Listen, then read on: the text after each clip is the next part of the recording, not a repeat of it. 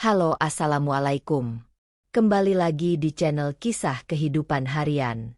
Untuk kisah kali ini, ada sebuah cerita yang berjudul Aku Tak Pernah Disentuh Suamiku. Sebelum kita lanjut ke ceritanya, tekan dulu tombol like video ini, jangan lupa juga klik tombol subscribe channel ini, dan nyalakan juga notifikasinya agar tidak ketinggalan cerita menarik lainnya dari channel ini. Selamat menikmati. Aku adalah Laras, seorang wanita berusia 32 tahun yang tinggal di pinggiran kota Kencana Indah. Aku menjalani kehidupan yang sederhana namun terlihat bahagia. Sebagai seorang guru TK, hari-hariku dipenuhi suara tawa anak-anak yang polos dan penuh semangat. Dari luar, semua tampak baik-baik saja. Tapi hanya aku yang tahu, di dalam hatiku ada kekosongan yang sulit dijelaskan. Dani, suamiku, adalah pria yang dulu membuatku jatuh cinta karena kesederhanaan dan ketulusannya. Aku selalu merasa aman bersamanya. Dani tidak banyak bicara, tapi dia adalah tipe pria yang menunjukkan cinta lewat tindakan. 5 tahun lalu, kami menikah dengan penuh harapan dan cinta. Rumah kecil kami adalah hasil perjuangan bersama. Setiap sudutnya adalah simbol dari kerja keras dan impian kami. Namun, entah kapan tepatnya semuanya mulai berubah. Dani masih pria yang sama, pekerja keras, bertanggung jawab, dan jarang menunjukkan emosi secara berlebihan. Tapi aku mulai merasa seperti orang asing di rumah sendiri. Dia lebih sering menghabiskan waktu di luar, sibuk dengan pekerjaannya. Saat di rumah pun, Dani lebih sering terdiam atau sibuk dengan ponselnya. Sentuhan sederhana seperti memelukku, menggenggam tanganku, atau bahkan sekadar mencium keningku saat pagi hari mulai menghilang, sedikit demi sedikit. Awalnya, aku mencoba mengabaikannya. Aku pikir ini hanya karena dia lelah. Aku berusaha memaklumi bahwa mungkin pekerjaan di kantor sedang menumpuk. Aku bahkan mencoba untuk lebih mendukungnya, menyiapkan makanan kesukaannya, menyetrika bajunya dengan rapi, atau menunggunya pulang meskipun sudah larut malam. Tapi, seberapa besar pun usahaku, jarak di antara kami tetap terasa semakin lebar. Malam-malam menjadi waktu yang paling sulit bagiku. Aku tidur di sisi tempat tidur yang sama, tapi aku merasa begitu jauh darinya. Dia akan membalikan badan, dengan punggung menghadapku, atau sesekali berkata dia terlalu lelah untuk berbicara. Pernah sekali aku mencoba menggenggam tangannya di tengah malam, berharap ada percikan hangat seperti dulu. Tapi dia hanya menarik tangannya perlahan, tanpa berkata apa-apa, dan kembali tenggelam dalam tidurnya. Aku ingin bicara dengannya, tapi aku takut. Apa yang sebenarnya aku takuti? Mungkin jawabannya, aku takut bahwa ada sesuatu yang salah, sesuatu yang lebih dari sekadar kesibukan atau kelelahan. Aku takut mengetahui bahwa aku mungkin bukan lagi prioritasnya. Di tengah kesunyian itu, aku mulai bertanya-tanya, apakah ada sesuatu yang salah denganku? Apakah aku kurang menarik? Apakah aku terlalu biasa untuk dia perhatikan? Pikiranku terus dipenuhi pertanyaan-pertanyaan tanpa jawaban, sementara keheningan di antara kami semakin mencekam. Setiap hari, aku berusaha terlihat bahagia. Di hadapan teman-teman dan tetangga, aku tetap tersenyum seolah-olah semuanya baik-baik saja. Namun, ada malam-malam di mana aku tak mampu menahan air mata. Aku menangis dalam sunyi, di kamar yang dulu penuh tawa dan percakapan hangat. Aku mulai bertanya pada diriku sendiri, apakah ini yang disebut pernikahan yang dewasa? Apakah memang wajar jika cinta berubah menjadi rutinitas? Atau, apakah ada sesuatu yang telah hilang, dan aku terlalu takut untuk mengakuinya? Hari demi hari berlalu dengan perasaan yang sama. Gelisah, bingung, dan sepi. Aku merasa seperti hidup dalam dua dunia. Di siang hari, aku adalah Laras yang ceria, guru yang disayangi anak-anak, istri yang terlihat bahagia. Tapi di malam hari, aku hanyalah seorang wanita yang kehilangan kehangatan suaminya.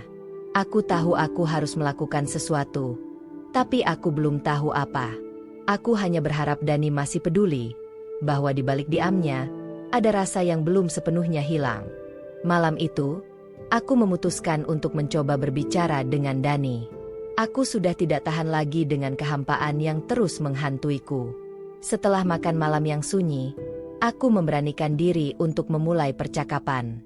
"Dani," panggilku pelan, tapi cukup jelas untuk menghentikan tangannya yang sedang memegang ponsel. Dia menoleh sekilas. Matanya tampak lelah. "Ada apa, Ras?"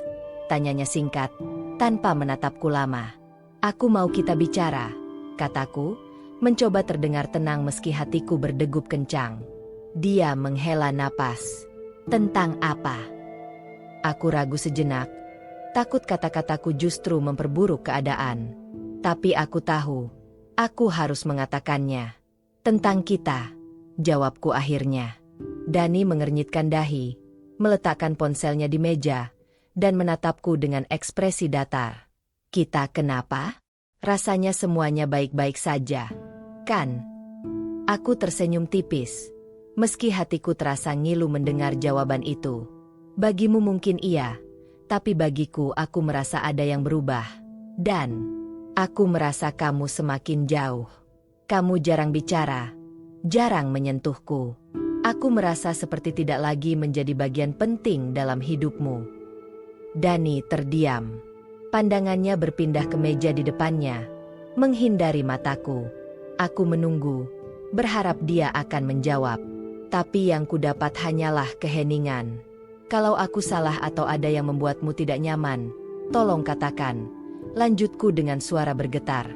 "Aku ingin tahu. Dan aku ingin kita kembali seperti dulu." Dia akhirnya mengangkat wajahnya dan menghela napas panjang. "Ras, bukan kamu. Aku yang mungkin butuh waktu." "Untuk apa?" tanyaku, berusaha menahan air mata. Dia menggigit bibirnya, tampak ragu untuk bicara. "Aku merasa lelah. Bukan hanya karena kerjaan, tapi juga aku nggak tahu. Aku merasa ada yang hilang dalam diriku." Kata-katanya membuatku terdiam. Aku tak tahu harus merasa lega atau lebih terluka. Dia tidak menyalahkanku, tapi dia juga tidak memberi jawaban yang jelas. "Apa itu artinya aku sudah nggak penting buat kamu?" tanyaku akhirnya, memberanikan diri untuk mengungkapkan ketakutan terbesarku. Dani menggeleng pelan. "Bukan begitu, Ras. Kamu tetap penting. Aku butuh waktu untuk memahami apa yang sebenarnya aku rasakan. Aku minta maaf kalau aku membuatmu merasa terabaikan." Aku mengangguk kecil, tapi hatiku tetap berat. Permintaan maafnya tidak menghapus rasa sakit yang selama ini aku rasakan. Malam itu, aku tidur dengan perasaan campur aduk. Dani tidak memberikan jawaban yang kutunggu, tapi setidaknya dia mengakui bahwa ada sesuatu yang salah. Itu langkah kecil, tapi aku tak tahu apakah itu cukup untuk memperbaiki semuanya. Hari-hari berikutnya berjalan seperti biasa, tapi percakapan malam itu terus menghantui pikiranku. Aku mencoba bersikap seperti tidak ada yang terjadi, berharap Dani akan berubah dengan sendirinya. Namun, perlahan aku menyadari bahwa jika aku hanya menunggu, aku mungkin akan terus tenggelam dalam kesedihan. Aku memutuskan untuk melakukan sesuatu. Aku mulai membaca artikel tentang hubungan, mencoba mencari cara untuk menghidupkan kembali kehangatan dalam pernikahan kami. Aku mulai mengingat hal-hal kecil yang dulu membuat kami bahagia, makan malam sederhana bersama, menonton film favorit, atau sekadar berbicara tentang hal-hal sepele sebelum tidur. Aku mencoba memulai dari hal kecil. Suatu malam, aku membuat makanan favorit Dani, soto ayam dengan tambahan sambal yang pedas. Saat dia pulang, aku menyambutnya dengan senyum dan berkata, "Aku masak soto kesukaanmu, dan semoga kamu suka." Dia terlihat terkejut, tapi akhirnya tersenyum kecil. "Terima kasih, Ras," katanya pelan. Malam itu, kami makan bersama tanpa banyak bicara. Tapi aku merasa ada secercah harapan. Sentuhan kecil yang kuharap bisa menjadi awal dari sesuatu yang lebih besar. Namun, di balik usaha itu, ada ketakutan yang tetap menggantung di hatiku. Bagaimana jika semua ini tidak cukup? Bagaimana jika Dani benar-benar telah berubah? Dan aku hanya bertahan sendirian dalam pernikahan ini? Aku tahu perjalanan ini tidak akan mudah. Tapi aku juga tahu, aku tidak bisa menyerah begitu saja. Untuk sekarang, aku hanya bisa berharap, sambil terus mencari cara untuk mengembalikan apa yang hilang di antara kami. Usahaku untuk memperbaiki hubungan kami terus berlanjut, meski hasilnya tak secepat yang kuharapkan. Dani kadang menunjukkan tanda-tanda perubahan. Dia mulai berbicara sedikit lebih banyak, bahkan sesekali membantuku di dapur. Tapi kehangatan itu masih terasa jauh. Sentuhan yang dulu ada, pelukan yang selalu kurindukan, tetap tak pernah kembali. Suatu hari, aku memutuskan untuk berbagi cerita dengan satu-satunya orang yang kupikir bisa membantuku, Mbak Rina, kakak Dani. Aku selalu merasa dekat dengannya sejak pertama kali menikah dengan Dani. Mbak Rina adalah wanita yang tegas tapi bijak, dan aku berharap dia bisa memberi sudut pandang yang berbeda. Kami bertemu di sebuah kafe kecil di pusat kota. Saat kopi kami tiba, aku memberanikan diri untuk memulai percakapan. Mbak Rina, aku sebenarnya mau cerita sesuatu, kataku pelan, sambil menatap cangkir di depanku. Mbak Rina mengangkat alisnya, tersenyum lembut. Ada apa, Ras? Kamu kelihatan galau. Aku menghela napas panjang, mencoba menahan emosiku. Aku merasa Dani berubah. Mbak, dia semakin jauh. Kami jarang bicara, dan rasanya seperti dia nggak peduli lagi sama aku. Mbak Rina terdiam sejenak, lalu tersenyum kecil. Laras, kamu tahu kan Dani memang orangnya pendiam? Jangan terlalu dipikirin. Mungkin dia cuma capek kerja. Tapi, Mbak ini lebih dari sekadar capek, kataku, berusaha menahan air mata. Dia hampir nggak pernah menyentuhku lagi. Mbak, aku merasa seperti istri yang nggak diinginkan. Ekspresi Mbak Rina berubah, tapi bukan karena simpati. Dia terlihat ragu, seolah tak yakin dengan apa yang baru saja aku katakan. Ras, kamu nggak mungkin bicara seperti ini kalau Dani nggak punya alasan, kan? Dia nggak pernah cerita apa-apa soal kamu. Dani itu tipe yang gak mungkin ngelakuin sesuatu tanpa sebab. Kata-kata itu terasa seperti tamparan. Mbak, aku gak pernah melakukan apa-apa yang bisa bikin dia menjauh. Aku sudah berusaha jadi istri yang baik, kataku. Suaraku mulai bergetar. Mbak Rina menghela napas, lalu menepuk tanganku. Ras, aku ngerti kamu pasti merasa berat. Tapi coba deh introspeksi. Mungkin Dani merasa ada sesuatu yang berubah dalam dirimu juga. Kamu tahu kan dia bukan tipe orang yang suka mengungkapkan perasaannya. Aku terdiam. Bukan karena aku merasa Mbak Rina benar, tapi karena aku tahu percuma berdebat. Dia tidak akan benar-benar percaya bahwa Dani adalah sumber masalahnya. Setelah percakapan itu, aku merasa lebih sendirian dari sebelumnya. Aku tidak hanya berjuang untuk memperbaiki hubungan kami, tapi juga menghadapi tembok ketidakpercayaan dari keluarganya. Aku tahu Dani adalah pria yang sangat dihormati oleh keluarganya. Bagi mereka, dia selalu menjadi sosok yang bertanggung jawab, penyayang, dan tidak mungkin berbuat salah.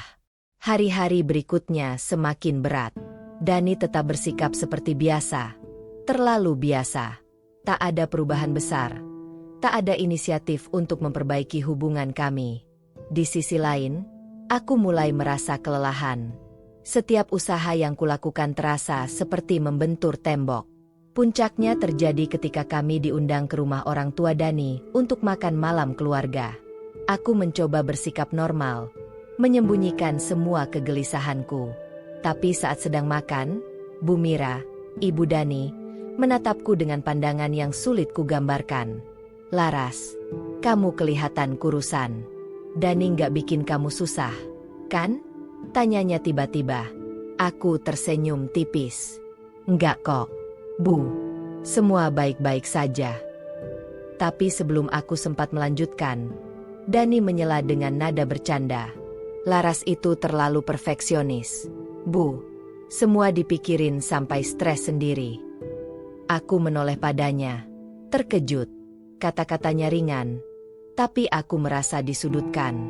Semua orang di meja tertawa kecil, sementara aku hanya bisa tersenyum kaku. Di perjalanan pulang, Aku tidak tahan lagi. Kenapa kamu ngomong seperti itu tadi? Tanyaku, suaraku sedikit meninggi. Dani mengernyitkan dahi. Ngomong apa? Kamu bilang aku terlalu perfeksionis. Kamu tahu itu nggak benar. Dan, kenapa kamu harus menyudutkanku di depan keluargamu?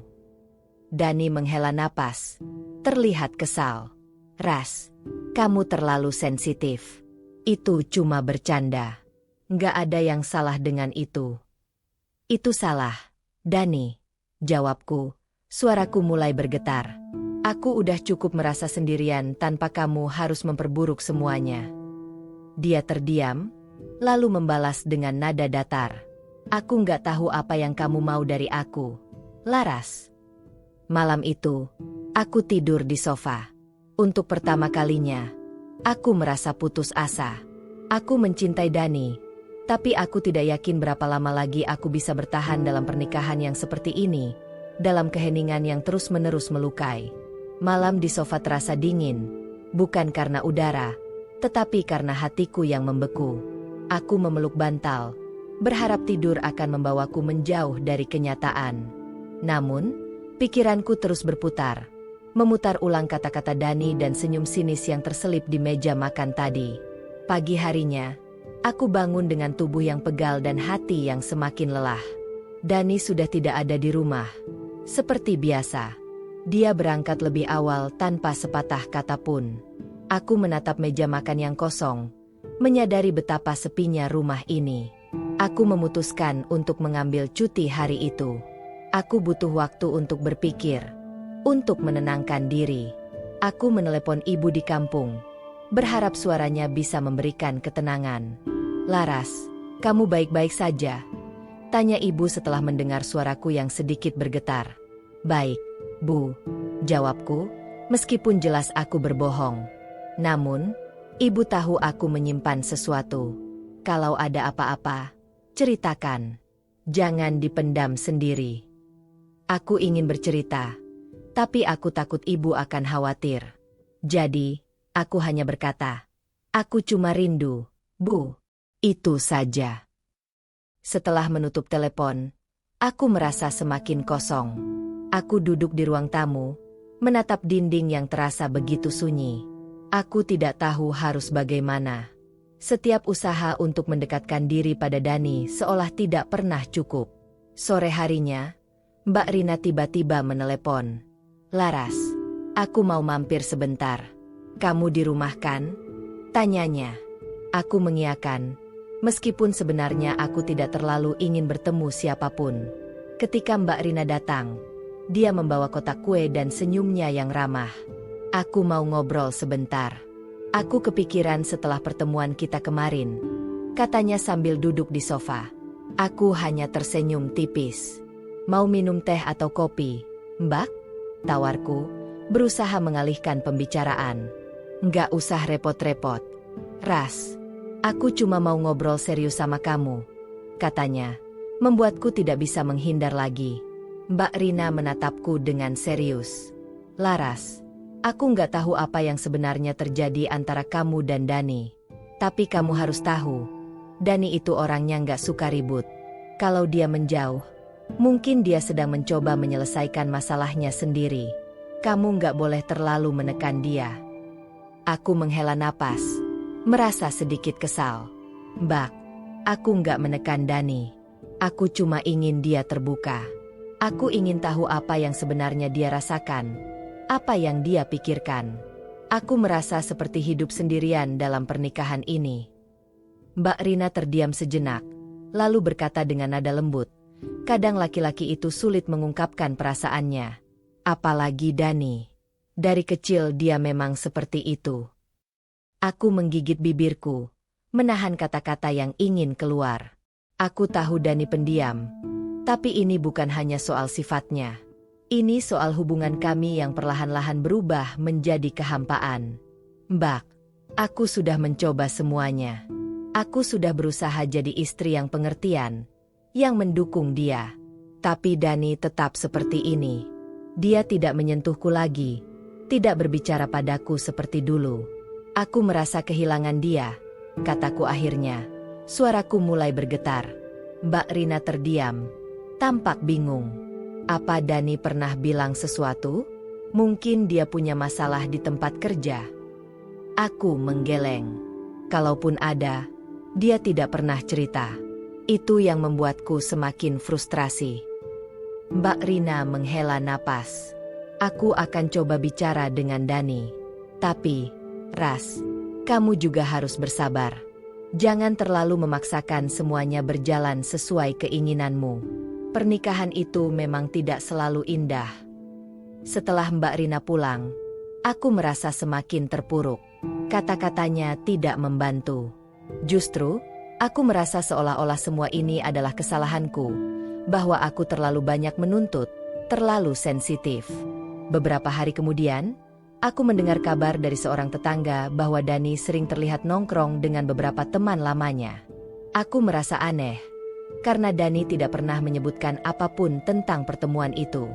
Ketika aku mencoba bertanya padanya malam itu, Dani menjawab dengan nada dingin. Itu cuma teman lama, Ras. Nggak ada yang perlu kamu khawatirkan. Tapi aku tidak bisa mengabaikan rasa curiga yang terus menghantuiku. Apakah ada sesuatu yang Dani sembunyikan dariku? Aku mencoba berbicara lagi dengan Mbak Rina, berharap dia bisa menjadi penengah. Namun, kali ini reaksinya berbeda. Laras, aku rasa kamu terlalu overthinking. Dani itu nggak mungkin macam-macam. Dia pria yang bertanggung jawab. Kalau dia sibuk dengan teman-temannya, itu wajar. Jangan membuat suasana semakin rumit.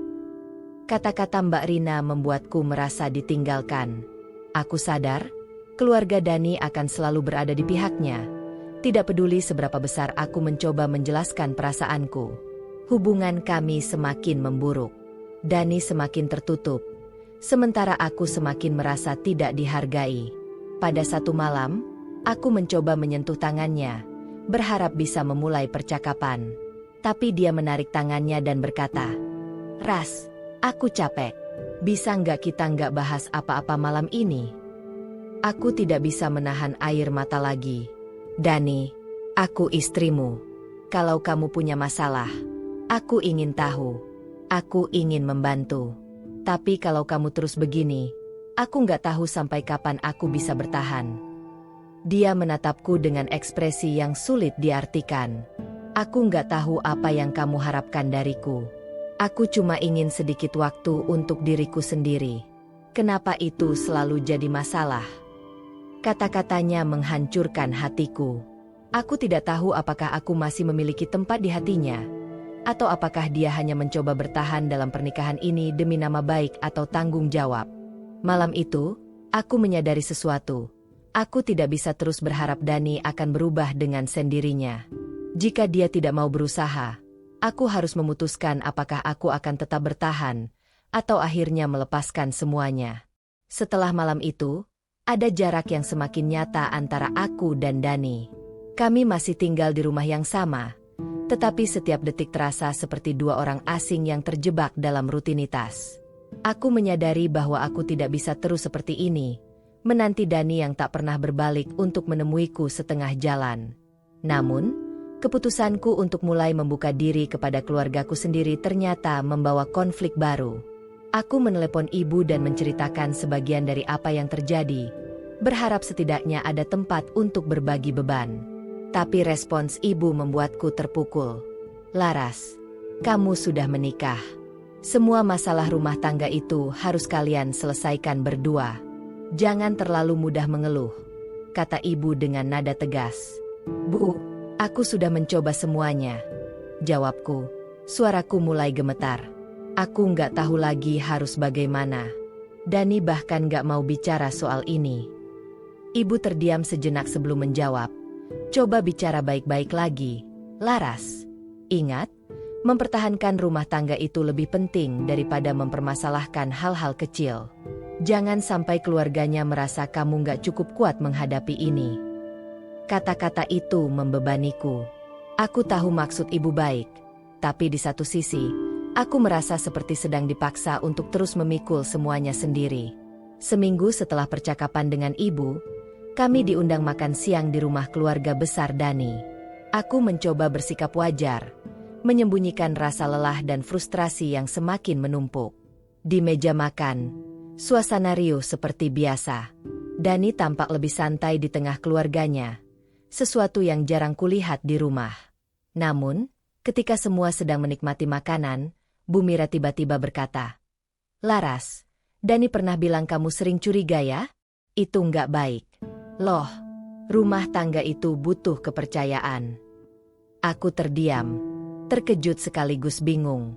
Aku tidak pernah menyangka Dani akan membicarakan hal-hal seperti itu pada ibunya. "Enggak, Bu," jawabku pelan.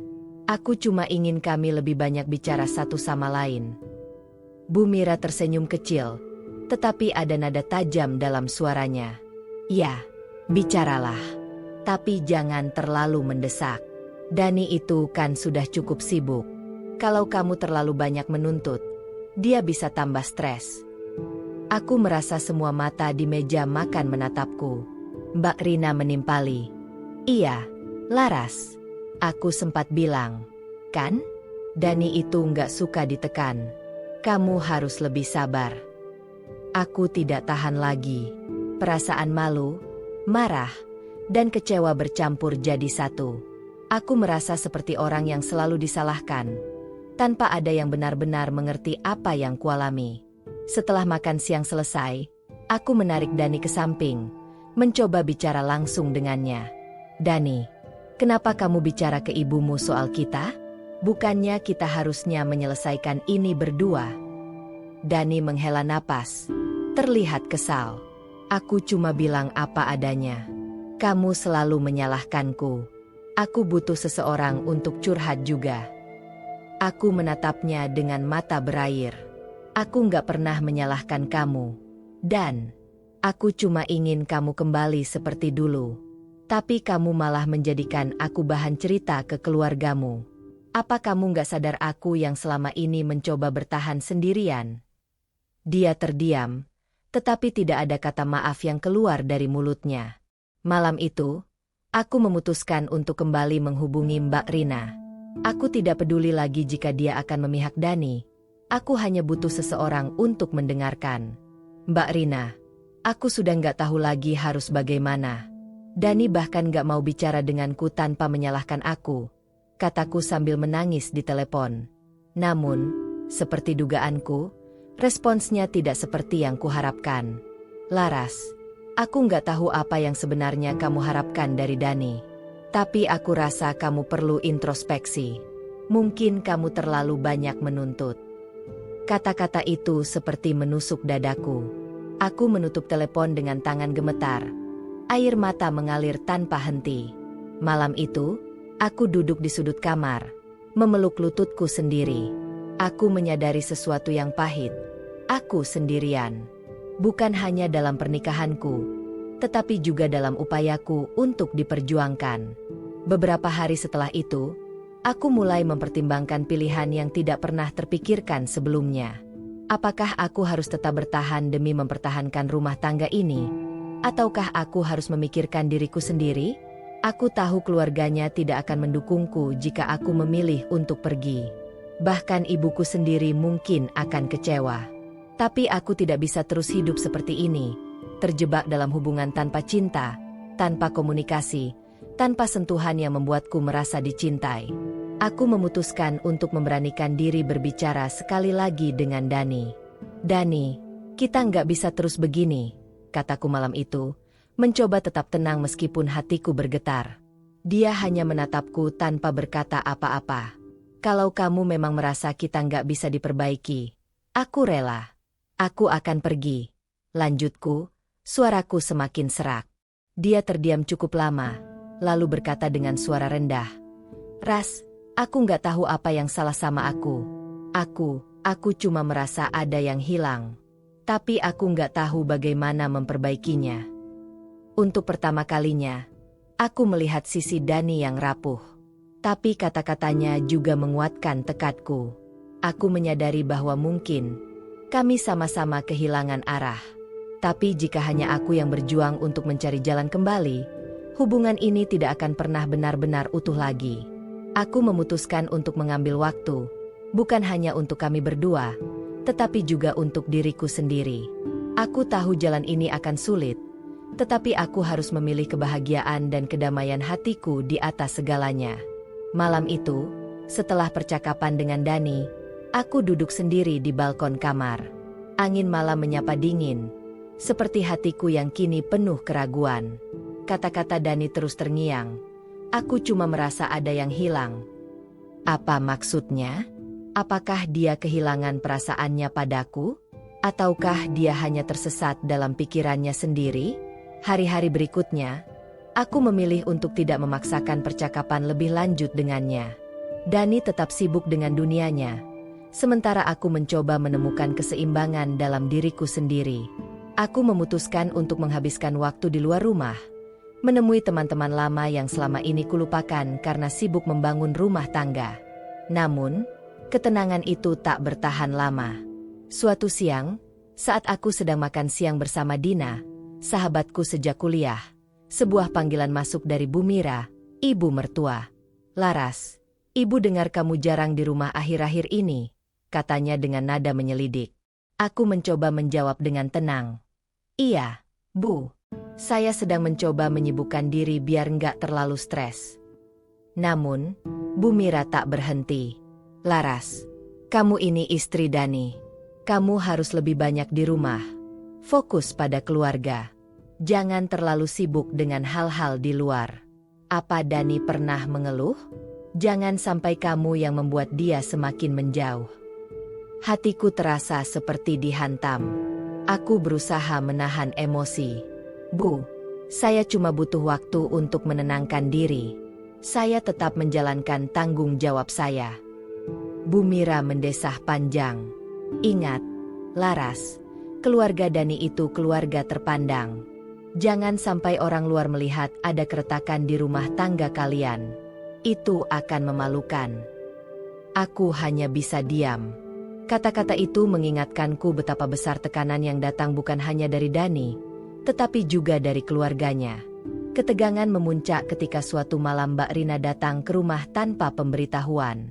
Dia langsung berbicara dengan nada penuh otoritas, seolah dia berhak mengatur pernikahan kami. "Laras, aku rasa kamu harus lebih memahami posisi Dani. Kamu tahu kan, dia bekerja keras untuk semuanya ini. Kalau dia jadi lebih pendiam atau menjaga jarak, itu mungkin karena dia merasa kurang didukung." Aku tidak tahan lagi. "Mbak Rina, aku selalu mendukung Dani. Tapi kalau dia nggak mau berbicara, bagaimana aku bisa tahu apa yang dia butuhkan? Aku bukan pembaca pikiran." Mbak Rina menghela napas, lalu berkata, "Ya, tapi kamu juga jangan terlalu egois. Kamu istri. Laras, kewajibanmu adalah memastikan Dani nyaman di rumah, bukan malah membuatnya semakin bingung." Aku hanya menatapnya dengan mata berair. Rasanya seperti berbicara dengan tembok. Tidak ada satupun dari mereka yang mau melihat bahwa aku juga manusia. Aku juga punya perasaan, dan aku juga membutuhkan Dani untuk hadir dalam pernikahan ini. 3 bulan setelah perceraian kami resmi, aku bertemu dengan seseorang di tempat kerja, Arif, seorang rekan kerja baru yang penuh perhatian dan sederhana. Hubungan kami dimulai dengan perlahan, tanpa tekanan. Arif tidak hanya membuatku merasa dihargai, tetapi juga mengingatkanku bagaimana rasanya dicintai tanpa syarat. Setahun kemudian, aku dan Arif menikah dalam sebuah acara sederhana yang penuh kebahagiaan. Tidak ada ekspektasi berlebihan, tidak ada beban, hanya cinta yang tumbuh dengan alami. Dalam pernikahan ini, aku merasa dihormati, setara, dan benar-benar dimiliki. Arif mendengarkanku, menghargai pendapatku, dan selalu berusaha membuatku merasa nyaman. Dani, di sisi lain, tampaknya sulit bangkit dari keterpurukannya. Pekerjaannya terancam karena sikapnya yang semakin tidak fokus. Keluarganya pun mulai kehilangan kesabaran terhadapnya. Aku mendengar dari seorang teman bahwa Dani mencoba menjalin hubungan baru beberapa kali, tetapi semuanya berakhir sebelum sempat menjadi serius. Temannya berkata, Dia selalu menyalahkan orang lain dan tidak pernah mau melihat ke dalam dirinya sendiri. Meski aku tidak lagi memiliki dendam padanya, ada rasa sedih ketika mendengar kabar itu. Bukan karena aku masih mencintainya, tetapi karena aku berharap dia bisa belajar dari semua yang telah terjadi. Hidup mengajarkan bahwa cinta dalam pernikahan harus bersifat dua arah, di mana kedua pihak harus berjuang bersama. Komunikasi yang terbuka dan jujur adalah kunci untuk menyelesaikan masalah, karena menghindari percakapan penting hanya akan menambah jarak di antara pasangan. Kebahagiaan diri sendiri juga harus menjadi prioritas, karena tidak ada gunanya mempertahankan hubungan yang mengorbankan kebahagiaan pribadi. Setiap kegagalan memberikan kesempatan untuk introspeksi dan memperbaiki diri, dan terkadang, cinta yang sejati lebih banyak ditunjukkan melalui tindakan daripada hanya sekadar komitmen. Pengalaman ini mengajarkan bahwa kita perlu menghargai diri sendiri dan mencari kebahagiaan dengan orang yang benar-benar mencintai dan memahami kita. Nah, sekian cerita kali ini. Semoga kalian menikmatinya ya. Kalau mau berbagi cerita silakan kirim ke email, dan apabila ada kritik dan saran bisa ketik di kolom komentar. Jangan lupa subscribe. Terima kasih.